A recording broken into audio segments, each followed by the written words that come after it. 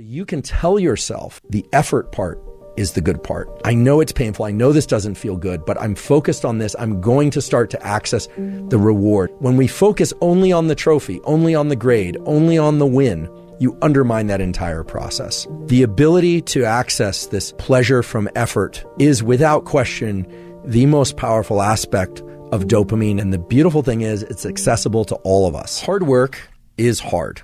Generally, most people don't like working hard. Some people do, but most people work hard in order to achieve some end goal. End goals are terrific and rewards are terrific, whether or not they are monetary, social, or any kind. However, working hard at something for sake of a reward that comes afterward can make the hard work much more challenging and make us much less likely to lean into hard work in the future. There's a classic experiment done actually at Stanford many years ago in which children in nursery school and kindergarten drew pictures. And they drew pictures because they like to draw. The researchers took kids that like to draw and they started giving them a reward for drawing.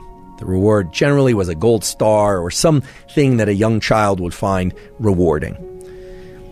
Then they stopped giving them the gold star. And what they found is the children had a much lower tendency to draw on their own.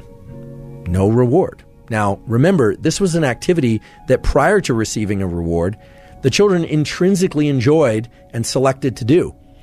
No one was telling them to draw. What this relates to is so-called intrinsic versus extrinsic reinforcement. When we receive rewards, even if we give ourselves rewards for something, we tend to associate less pleasure with the actual activity itself that evoked the reward. If you get a peak in dopamine from a reward, it's going to lower your baseline, and the cognitive interpretation is that you didn't really do the activity because you enjoyed the activity, you did it for the reward. Now, this is the antithesis of growth mindset. My colleague at Stanford, Carol Dweck, as many of you know, has come up with this incredible theory and principle, and it actually goes beyond theory and principle, called growth mindset, which is this striving to be better, to be in this mindset of I'm not there yet, but striving itself is the end goal. And that, of course, delivers you to tremendous performance. It's been observed over and over and over again that people that have growth mindset end up performing very well because they're focused on the effort itself. And all of us can cultivate growth mindset. The neural mechanism of cultivating growth mindset involves learning to access the rewards from effort and doing. And that's hard to do because you have to tell yourself, okay, this effort is great. This effort is pleasurable, even though you might actually be in a state of physical pain from the exercise. Or I can recall this from college, just feeling like I wanted to get up from my desk, but forcing myself to study, forcing myself.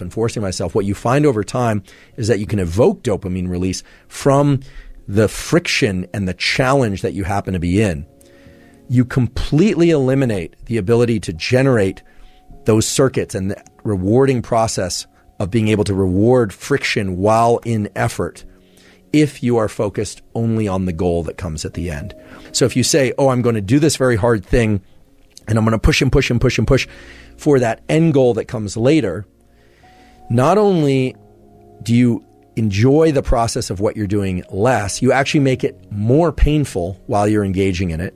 You make yourself less efficient at it because if you were able to access dopamine while in effort, dopamine has all these incredible properties of increasing the amount of energy in our body and in our mind, our ability to focus, but also you are undermining your ability to lean back into that activity the next time. The next time you need twice as much coffee and 3 times as much loud music and 4 times as much energy drink and the social connection just to get out the door in order to do the run or to study.